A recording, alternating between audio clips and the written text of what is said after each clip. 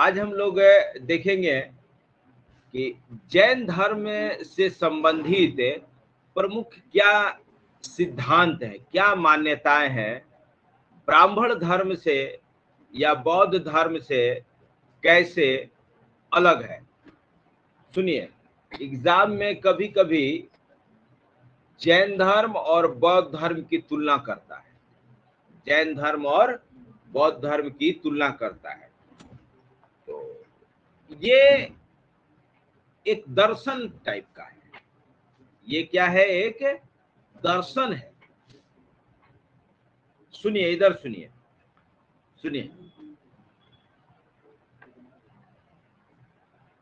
कोई भी दर्शन जब पढ़ते हैं आप किसी का, तो दो तीन चीज पर ध्यान दिया जाता है, और दो तीन चीज क्या, केवल दो चीज।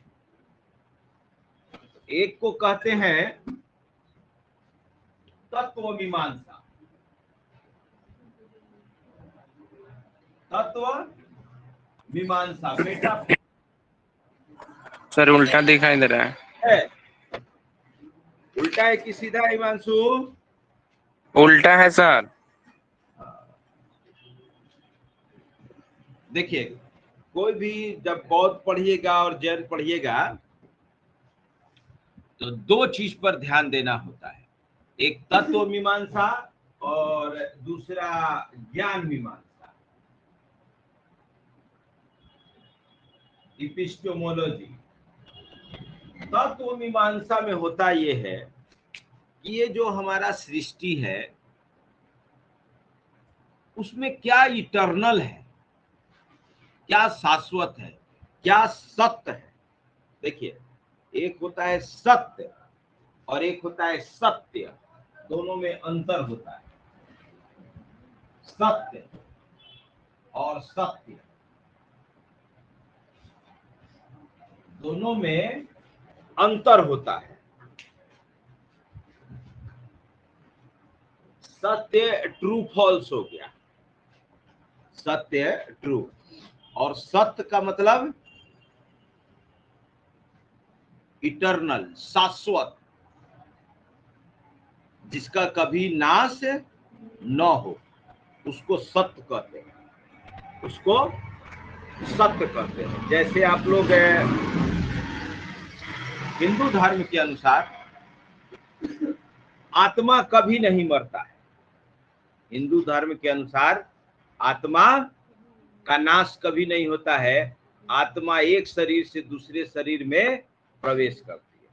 तो आत्मा क्या है, सत्य है, शाश्वत है, जबकि ये जो हमारा शरीर है असत्य है,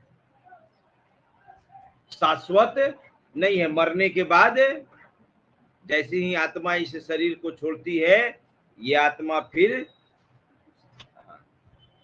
विलीन हो जाती है मिट्टी में। अच्छा, इस्लाम में क्या होता है, वो आत्मा के विषय में क्या विचार है?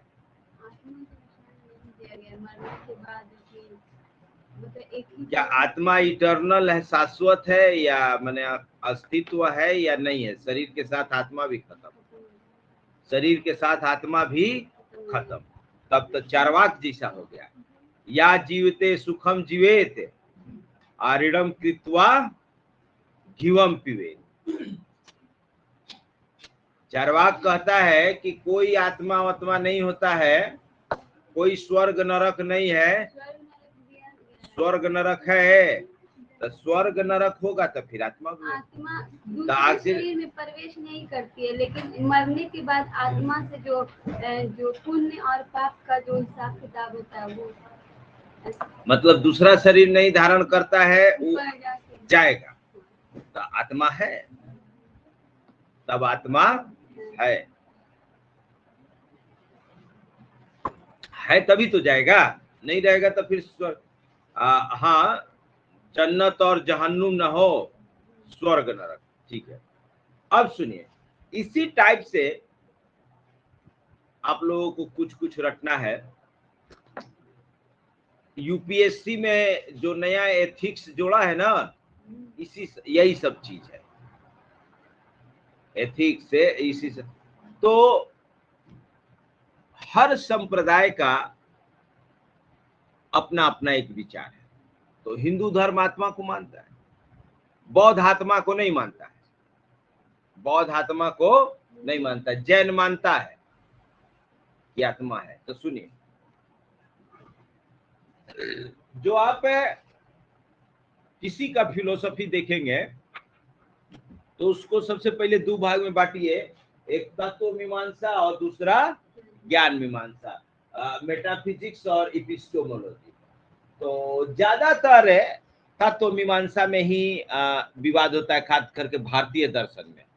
हमारा जो भारतीय दर्शन है उसमें सबसे ज्यादा जोर तत्व मीमांसा पर है, और वेस्टर्न फिलोसफी जो है उसमें ज्यादा जोर है ज्ञान मीमांसा पे, कि हमें ज्ञान कैसे होता है।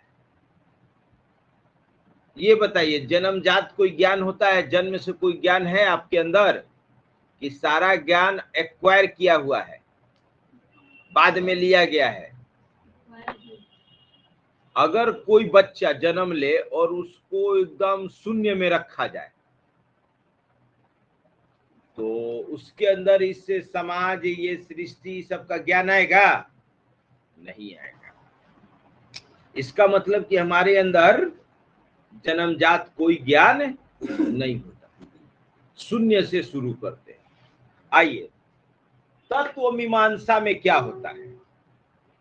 कॉपी पे लिखिए, कॉपी में कहीं साइड में लिखिएगा, यहाँ नहीं, यहाँ भी लिख के बॉक्स बना दीजिएगा, तब जाके समझ में आए।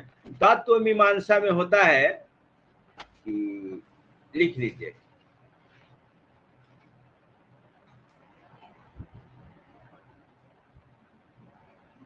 कि तत्व मीमांसा के अंतर्गत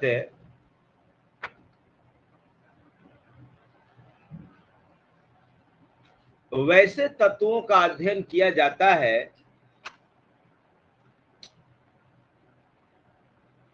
जो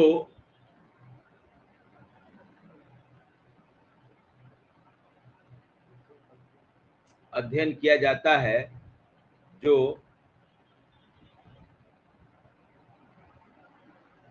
इस सृष्टि के निर्माण करता है, जो इस सृष्टि के निर्माण करता है या उसके भाग हैं।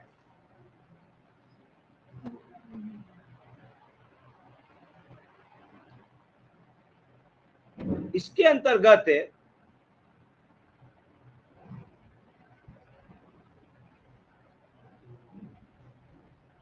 यह अध्ययन किया जाता है कि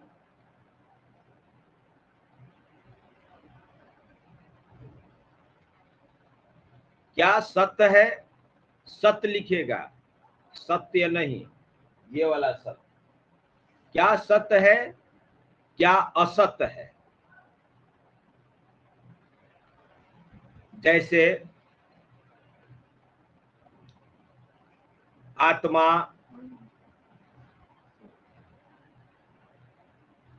आत्मा कौमा जगत, स्वर्ग नरक, ईश्वर, इन सबों को एलिमेंट्स ऑफ मेटाफिजिक्स कहा जाता है। एलिमेंट्स ऑफ मेटाफिजिक्स है आत्मा, स्वर्ग, नरक, ईश्वर, जगत इत्यादि। हम इस जो जगत में रहते हैं, ये सब देख रहे हैं, क्या ये वास्तविक हैं या काल्पनिक है? तो इसके विषय में हर दर्शन अपने तरीके से व्याख्या किया है। बौद्ध अलग कहता है, जैन अलग कहता है, हिंदू धर्म अलग कहता है, सांख्य अलग कहता है, न्याय अलग कहता है, वैशेषिक अलग कहता है, मीमांसा अलग कहता है। सबका अपना अलग अलग विचार है। अद्वैतवाद, द्वैतवाद, विशिष्टाद्वैतवाद, सबका अपना अलग अलग विचार है। तो आइए हम लोग देखते हैं कि मेटाफिजिक्स के विषय में जैन धर्म का क्या विचार है। वो आत्मा, परमात्मा स्वर्ग नरक इत्यादि को मानता है या नहीं, है ना। अब नीचे लिखिए पैराग्राफ चेंज करके, कल जहां तक लिखे थे उसके आगे। अब जो भी दर्शन पढ़िएगा उसमें जरूर ध्यान दीजिएगा कि ये आत्मा को मानता है कि नहीं, ये ईश्वर को मानता है कि नहीं, और ये जगत को मानता है कि नहीं। जो जिस जगत में हम लोग हैं, ये जगत सत्य है या आभासी है। जैसे बहुत सारे दर्शन में कहा गया है कि स्वप्न में बहुत सारा चीज हम लोग देखते हैं, और जब तक सोए रहते हैं तब तक वो हमें बिल्कुल सत्य प्रतीत होता है, लगता है कि एकदम सब कुछ सही है। लेकिन जैसे ही नींद खुलती है तब पता चलता है कि अरे ये तो स्वप्न था। क्या वैसे ही तो हम लोग अभी कहीं सोए हुए तो नहीं हैं, और ये सब सपना में ड्रामा चल रहा है। तो चूंकि अब अभी पढ़ रहे हैं तो ये 100% सही लगेगा। इसी सपना में जब कुछ भी करते हैं आप तो वही एकदम 100% सही लगता है, ये थोड़ी लगता है कि हम सपना देख रहे हैं। तो ऐसा भी हो सकता है कि आप कहीं और सोए हैं और ये सब सपना में चल रहा हो। सपना के कई स्तर होते हैं, ये कोई जरूरी नहीं है कि आप जो, हाँ अभी इसमें आप सब अपना कर्मकांड कर रहे हैं इसलिए ये सत्य प्रतीत हो रहा है। कोई जरूरी नहीं है कि ये सत्य ही है। चेतना के कई स्तर होते हैं। तो आइए देखिए, लिखिए पैराग्राफ चेंज करके, और जो जो शब्द आएगा उसको अंडरलाइन करते चलिएगा। लिखिए, जैन धर्म का मानना है कि जैन धर्म का मानना है कि संसार वास्तविक एवं शाश्वत है।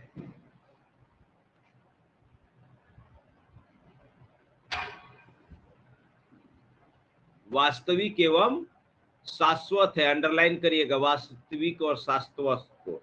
यहां वास्तविक का इंग्लिश होगा रियल, इमेजिनरी नहीं, रियल माने जो है सो है, और शाश्वत मतलब इटर्नल, जो कभी खत्म नहीं होगा। Real and eternal. लिखिए, वास्तविक एवं शाश्वत है, इनका निर्माण पुद्गलों से हुआ है। जैन धर्म एक अलग शब्द यूज करता है, पुद्गल। पुद्गलों से हुआ है, पुद्गल को हाईलाइट कर दीजिएगा। जैसे अभी हम लोग इलेक्ट्रॉन, प्रोटॉन, न्यूट्रॉन पढ़ते हैं ना, उसी को इसमें पुद्गल कहा है, छोटे छोटे कणों को।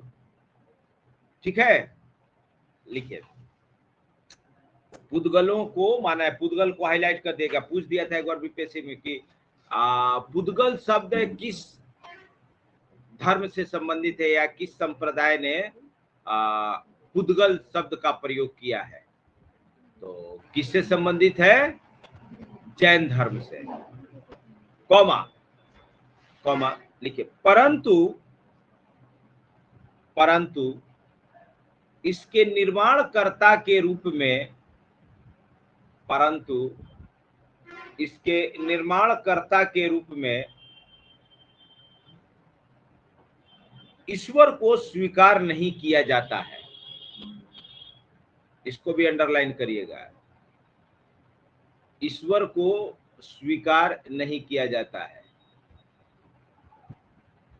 तो जैन धर्म में ईश्वर नहीं है, लिखिए, अतः यह एक अनिश्वरवादी विचारधारा है। अनिश्वरवादी विचारधारा है।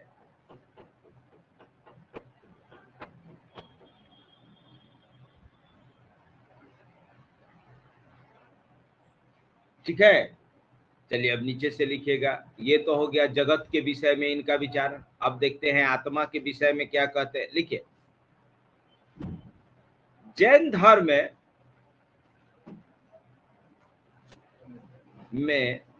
धर्म में आत्मा की सत्ता को स्वीकार किया गया है।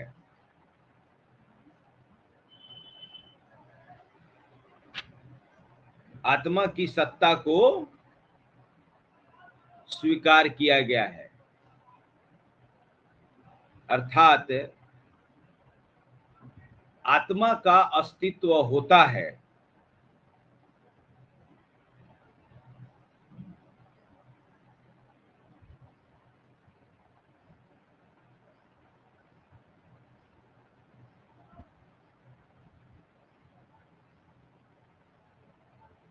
ठीक है, लिखिए, एवं कर्मों के आवरण के कारण ही, कर्मों के आवरण के कारण ही, कल बताए थे ना, कर्म करिएगा फल मिलेगा, और ये फल आत्मा से चपकते जाएंगे जैसे चुंबक से लोहा, और वही आत्मा को तृष्णा देता है।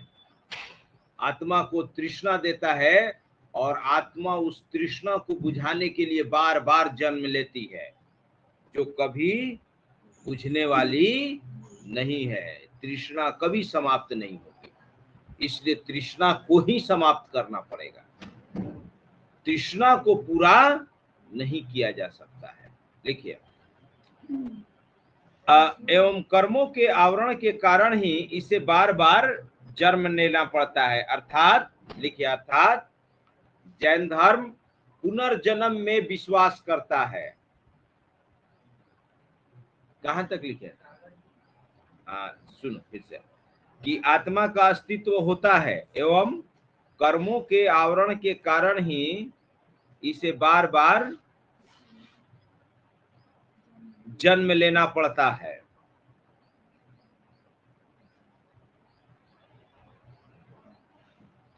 लिखिए, इस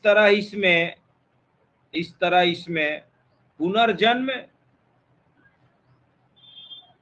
रीबर्थ है। पुनर्जन्म रीबर्थ है। पुनर्जन्म एवं कर्मवाद को स्वीकार किया जाता है।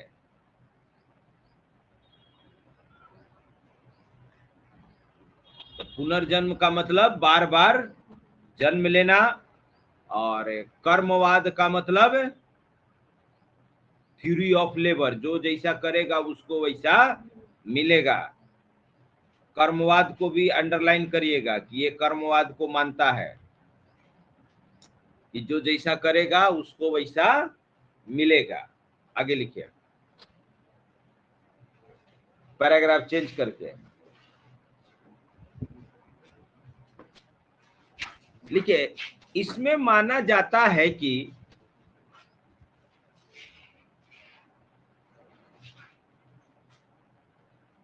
ना रुकिए,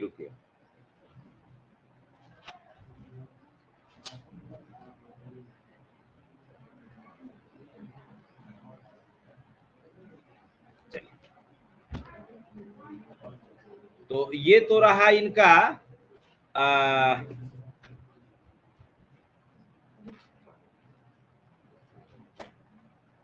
तत्व मीमांसा।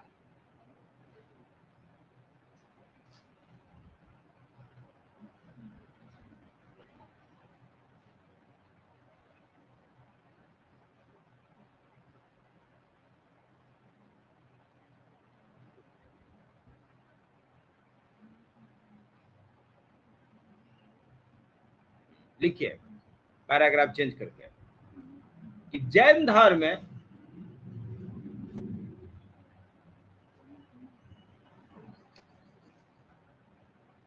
के ज्ञान मीमांसा को जैन धर्म की ज्ञान मीमांसा को स्यादवाद आधा स्यादवाद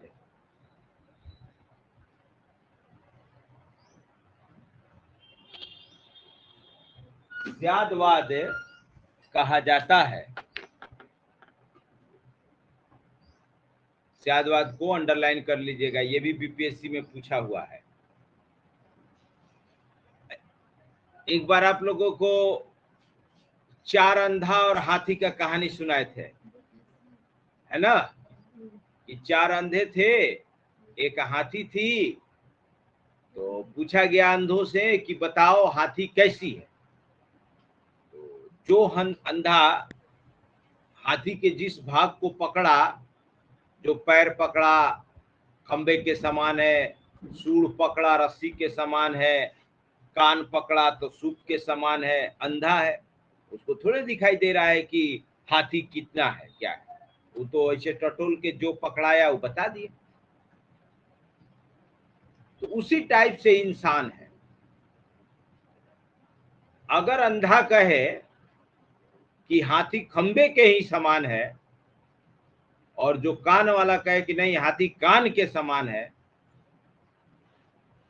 तो दोनों में क्या गलती है? दोनों तो सही बता रहे हैं। जिसको जितना ज्ञान हुआ वो बता रहा है, लेकिन उनको ये गलत ज्ञान हो रहा है कि हाथी बस इतना ही है, इसके अलावा नहीं। तो वही जैन धर्म कहता है कि विभिन्न धर्मों में जो आपसी संघर्ष चल रहा है उसका कारण यही है कि सब एक ही ईश्वर को पकड़ा है।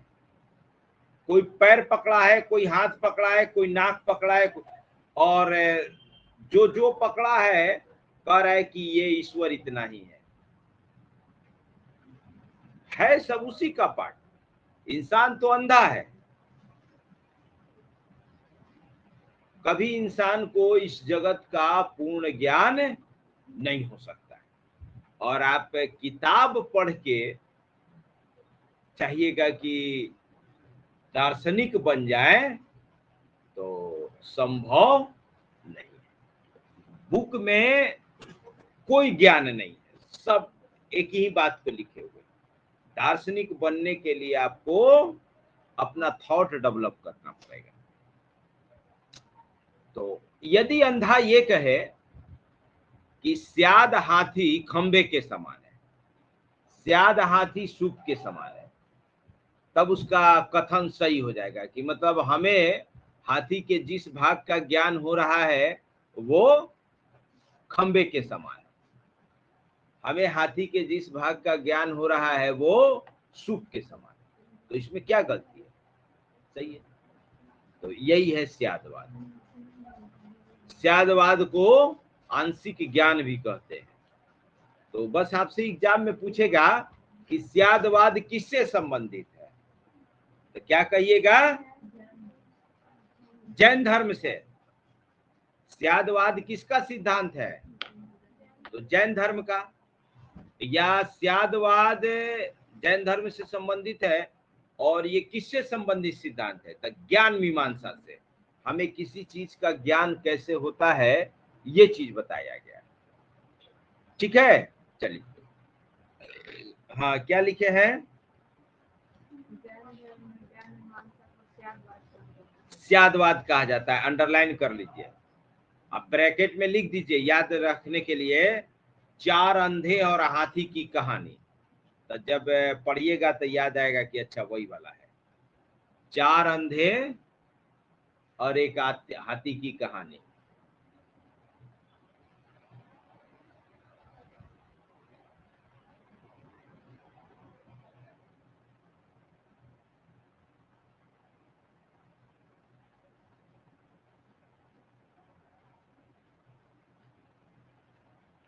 ठीक है, लिखिए।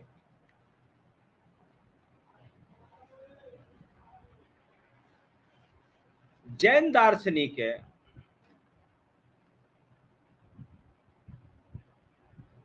अपनी ज्ञान संबंधी विचारों को 7 प्रकार से व्यक्त करते हैं। इसलिए इसे हाँ 7 प्रकार से 7 प्रकार से व्यक्त करते हैं। इसलिए इसे सप्तभंगी नय एक ही में, सप्तभंगी एक ही में रहेगा, नय अलग लिख सकते हैं, कहा जाता है। अंडरलाइन कर दीजिएगा सप्तभंगी नय।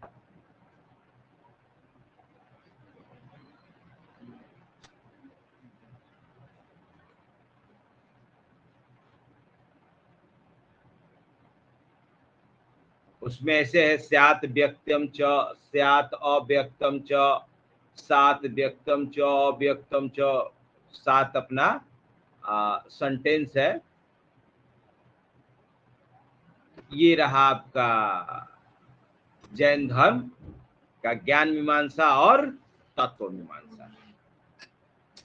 तो बस खाली याद रखना है कि जैन धर्म अनिश्वरवादी है, ईश्वर को नहीं मानता है, बाकी सब कुछ मानता है ना। और जगत को भी वास्तविक मानता है, पुद्गल से बना है, ठीक है। वैसे द्रव्य शब्द प्रयोग किया है, और द्रव्य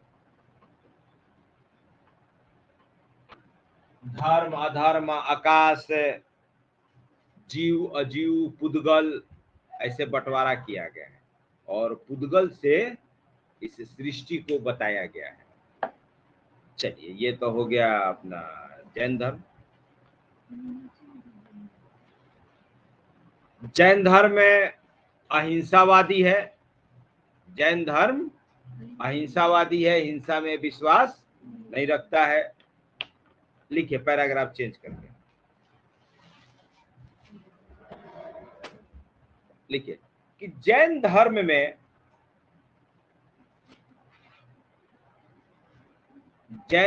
में बौद्ध धर्म की तरह है। जैन धर्म में बौद्ध धर्म की तरह है, व्यापक विभाजन अथवा मत विभिन्नता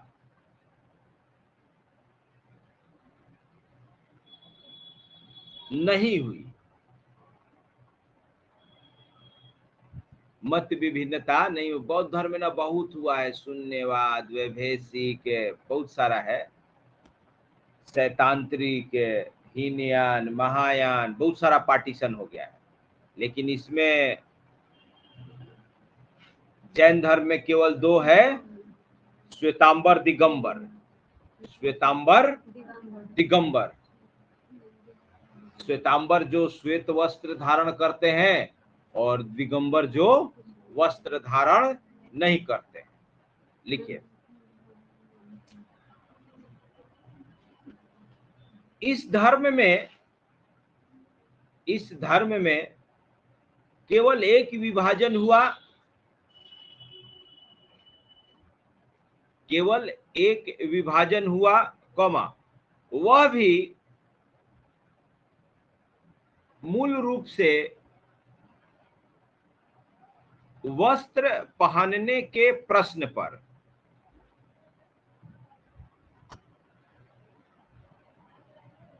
वस्त्र पहनने के प्रश्न पर। लिखिए, चंद्रगुप्त मौर्य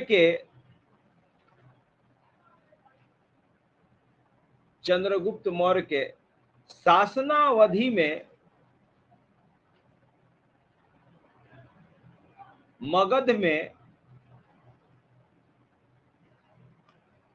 अकाल पड़ा,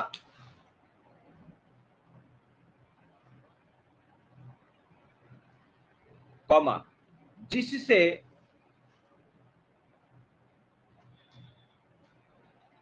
भद्रबाहु के नेतृत्व में दो ने संत थे, स्थल बाहु और भद्र बाहु। स्थल बाहु पटना में रुक गया और भद्र बाहु चला गया। स्थल बाहु रुक गया।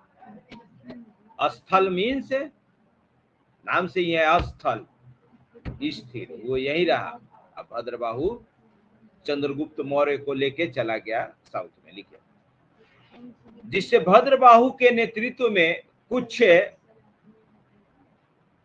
जैनी चंद्रगुप्त मौर्य सहित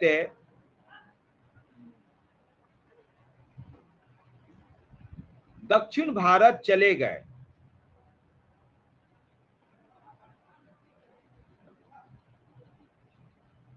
दक्षिण भारत चले गए। अब देखिए फिर यहाँ कंफ्यूजन हो जाता है कि श्वेतांबर कौन बना, दिगंबर कौन बना? पटना वाला दिगंबर बना कि श्वेतांबर बना? आए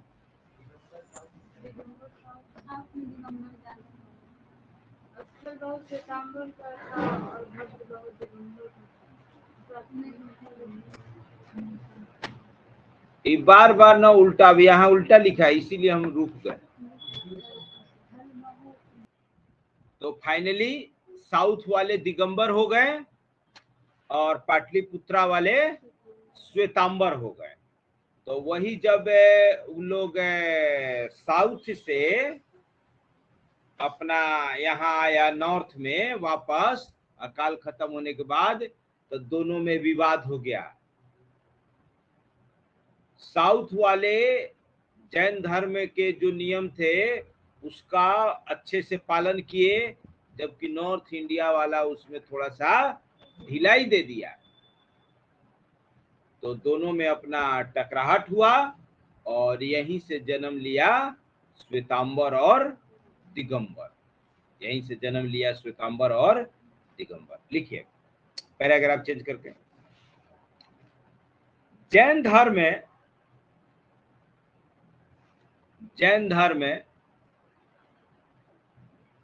के समर्थक राजाओं में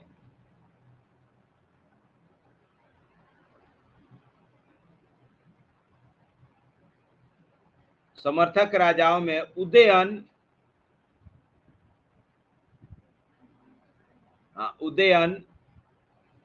वही उदयन,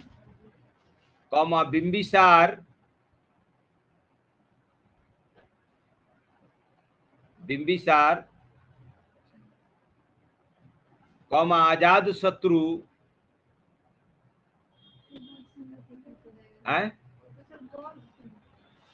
तो बौद्ध जैन दोनों में थे, लिखो ना। अजात शत्रु, नंद वंश के राजा,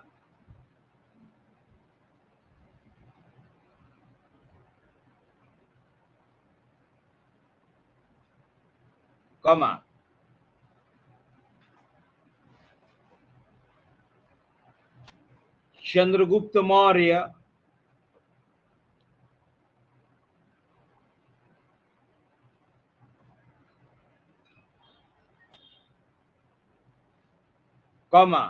बिंदुसार,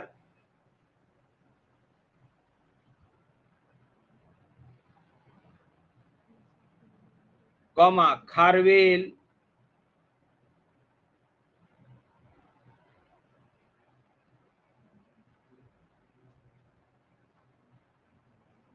इत्यादि का नाम उल्लेखनीय है।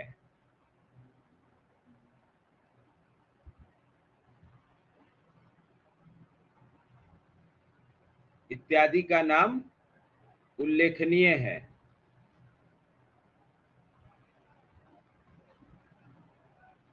देखिए मथुरा एवं उज्जैन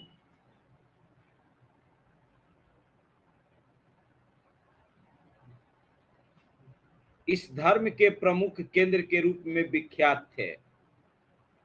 मथुरा एवं उज्जैन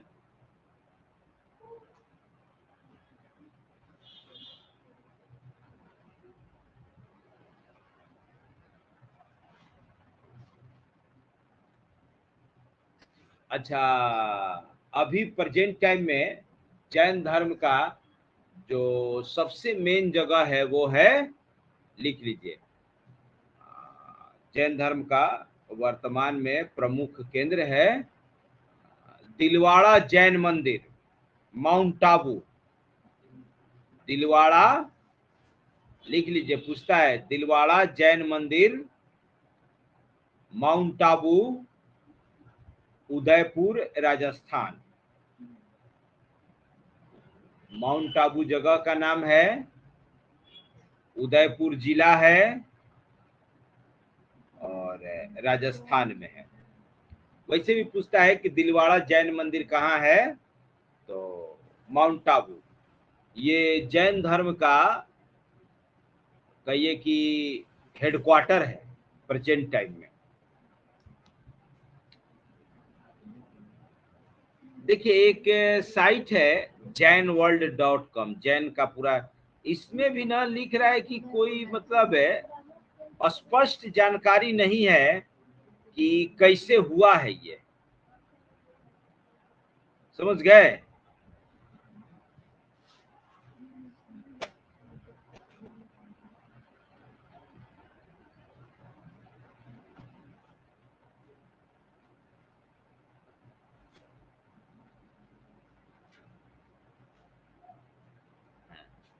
लिखिए, पैराग्राफ चेंज करिए, लिखिए महावीर ने विख्यात थे उस समय।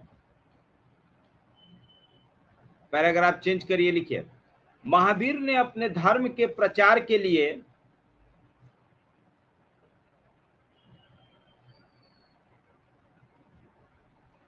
प्राकृत भाषा का इस्तेमाल किया। अंडरलाइन कर दीजिएगा, प्राकृत भाषा। महावीर ने अपने धर्म के प्रचार के लिए प्राकृत भाषा का इस्तेमाल किया।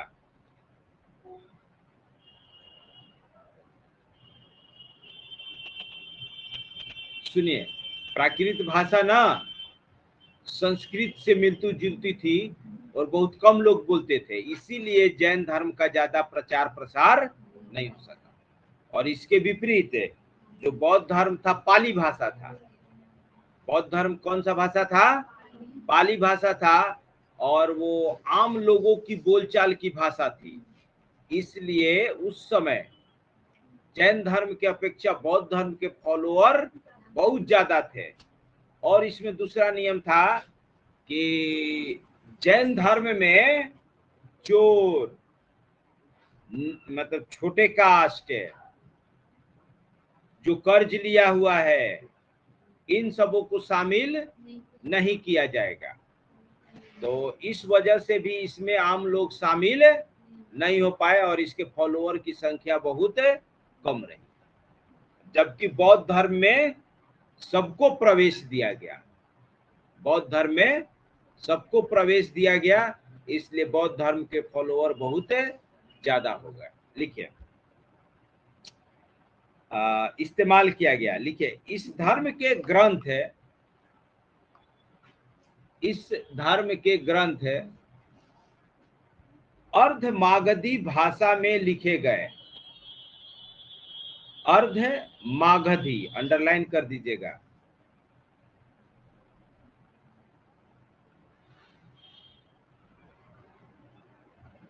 अर्ध मागधी भाषा में लिखे गए। आगे चलकर संस्कृत का भी खूब प्रयोग हुआ।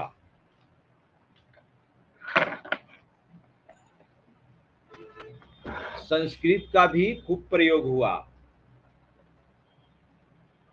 लिखिए, संस्कृत में लिखी गई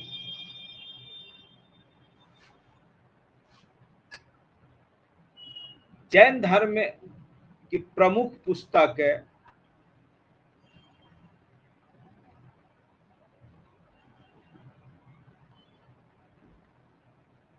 कल्पसूत्र है। अंडरलाइन कर दीजिएगा, कल्पसूत्र। पूछेगा कि किस धर्म से संबंधित है, तो जैन धर्म से किस भाषा में है? संस्कृत में। लिखिए पैराग्राफ चेंज करके, पैराग्राफ चेंज करिएगा। लिखिए जैन धर्म से संबंधित प्रमुख पुरातात्विक अवशेषों में, जैन धर्म से संबंधित प्रमुख पुरातात्विक अवशेषों में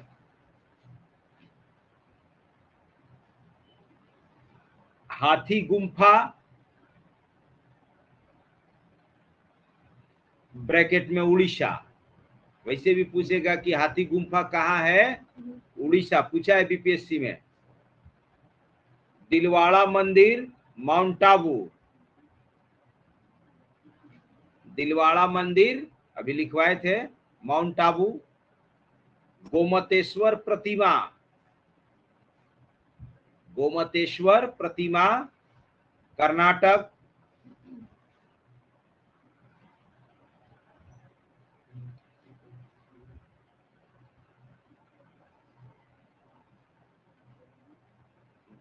ये गए थे ना चंद्रगुप्त मौर्य, वहीं पे बना था चंद्रगिरी पर्वत पे।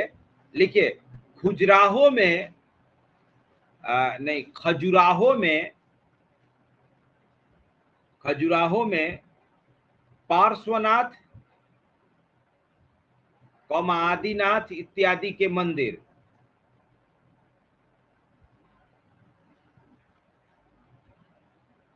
खजुराहो में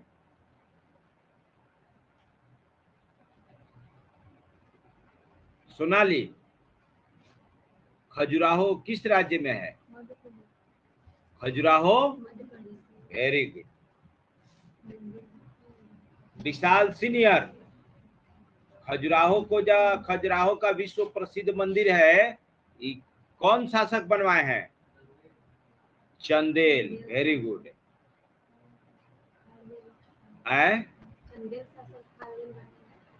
खारवेल तो उड़ीसा का है। चंदेल बुंदेलखंड के, धंग देव तो उड़ीसा वाला है, नरसिंह देव खरकर के कुछ ऐसी, वही विष्णु नरसिंह, हाँ ये सब उड़ीसा वाला में है। आइए तो याद रखिएगा, हाथी गुम्फा कहाँ है? उड़ीसा में। किससे संबंधित है? जैन धर्म से। आइए पैराग्राफ चेंज करके लिखिए, लिखिए जैन धर्म में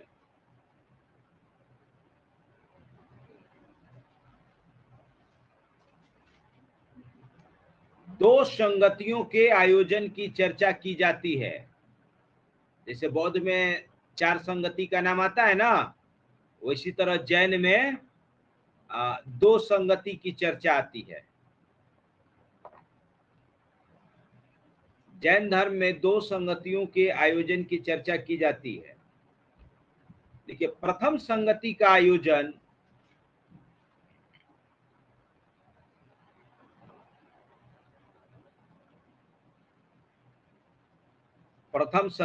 आयोजन चंद्रगुप्त मौर्य अथवा बिंदुसार के समय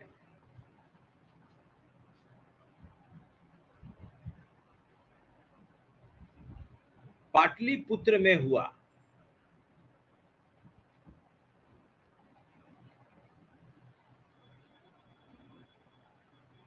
पाटलिपुत्र में हुआ। लिखिए इसकी अध्यक्षता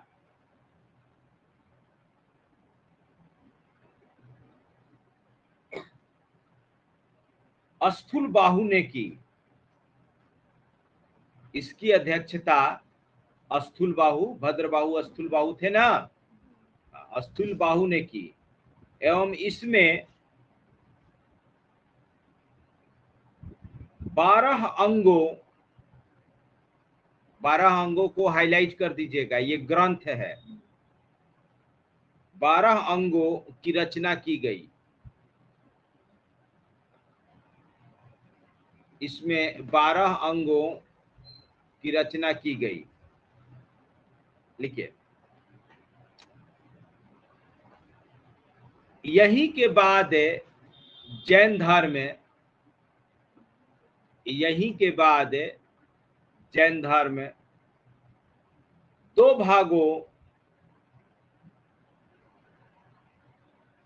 भागों श्वेतांबर एवं दिगंबर में बट गया। श्वेतांबर एवं दिगंबर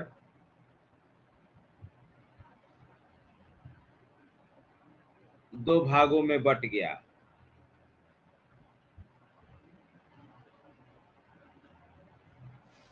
चलिए अब लिखिए, द्वितीय जैन संगति का आयोजन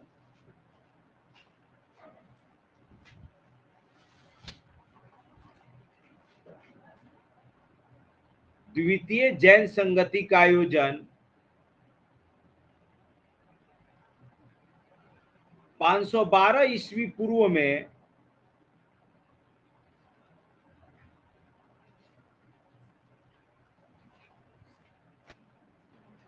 लिखिए कि द्वितीय जैन संगति का आयोजन 512 ईस्वी में, इसमें ईसा पूर्व लिखिए, पल्लभी ब्रैकेट में गुजरात में आयोजित किया गया था।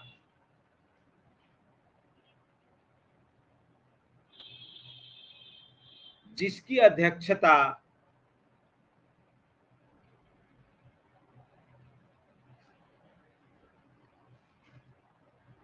देवर्षि क्षमा श्रमण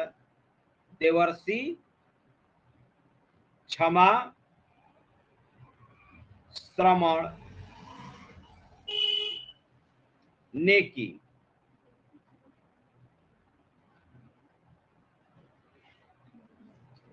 लिखिए, यहां जैन ग्रंथों का अंतिम रूप से संकलन किया गया। यहां जैन ग्रंथों का अंतिम रूप से संकलन किया गया।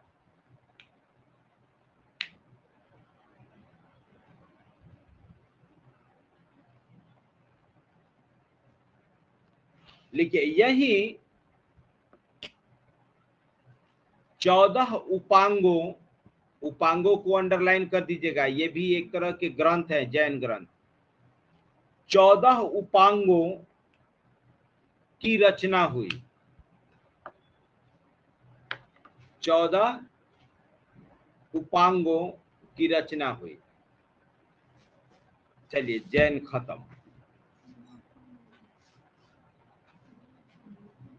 अच्छा, बिहार में जैन धर्म से संबंधित कोई स्थल?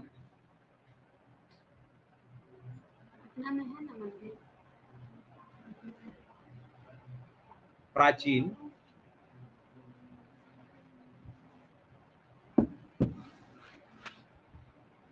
महावीर का जन्म कहाँ हुआ था? अगला टॉपिक है बौद्ध धर्म। लिखिए, बौद्ध धर्म के प्रवर्तक महात्मा बुद्ध थे।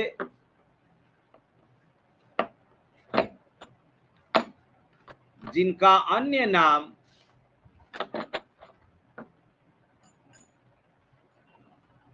गौतम एवं सिद्धार्थ था। गौतम एवं सिद्धार्थ था। इनका जन्म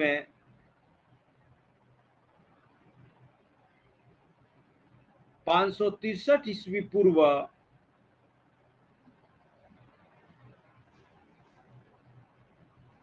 नेपाल की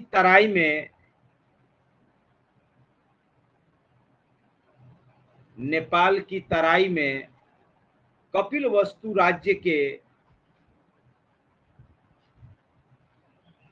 लुम्बिनी नामक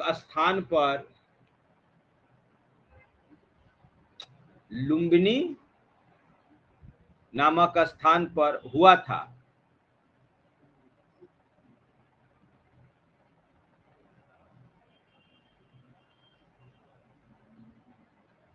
इनके पिता का नाम शुद्धोधन,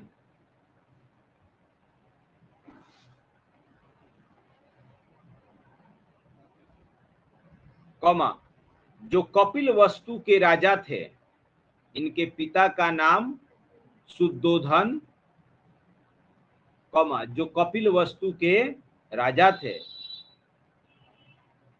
एवं माता का नाम महामाया था।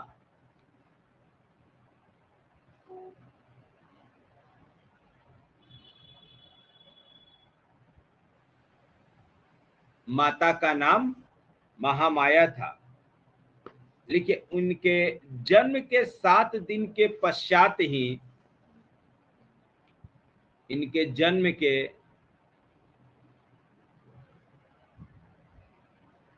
7 दिन के पश्चात ही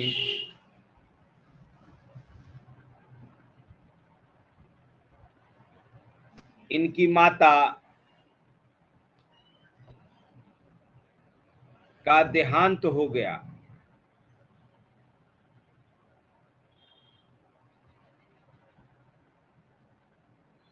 और इनका लालन पालन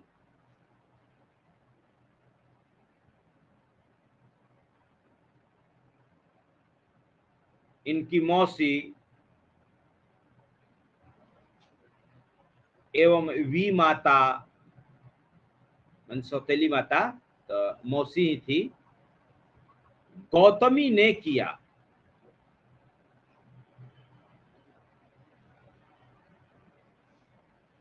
गौतमी ने किया। देखिए, 16 वर्ष की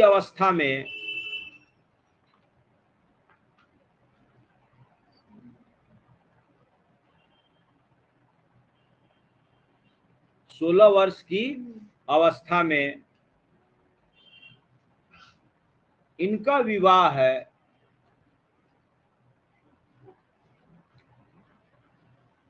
यशोधरा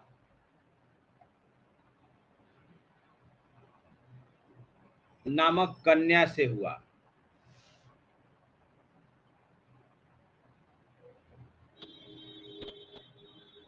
जिससे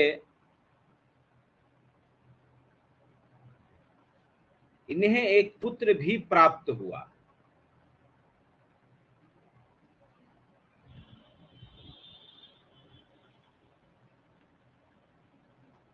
जिसका नाम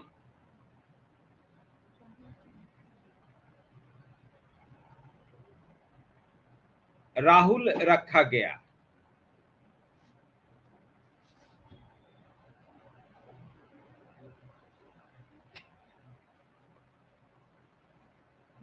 जब भगवान बुद्ध के विषय में कहानी सुने हैं कि नहीं आप लोग? बताए हैं ना कि हाँ, बचपन में ही जब ये छोटे थे तो ज्योतिष आया इनके घर। तो इनके पिता अपना इसको दिखलाए इनको, तो ज्योतिष उसी समय बोल दिया था कि ये आगे चल के बहुत बड़ा सन्यासी बनेगा। इसका कुंडली लिखा है यही। जिस दिन इसको दुख की अनुभूति होगा उस दिन ये सन्यासी बन जाएगा। ठीक है।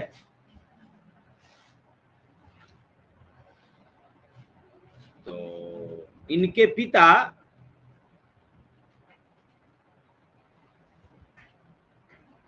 ऐसा व्यवस्था किए कि इन्हें कभी किसी दुखात्मक चीज का अनुभव न हो।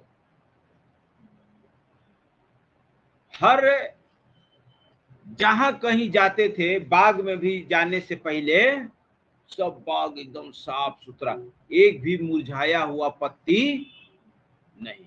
इसीलिए कम उम्र में उस समय जो सबसे सुंदर कन्या थी उससे शादी कराया गया ताकि ये सांसारिक जीवन में लिप्त हो जाए।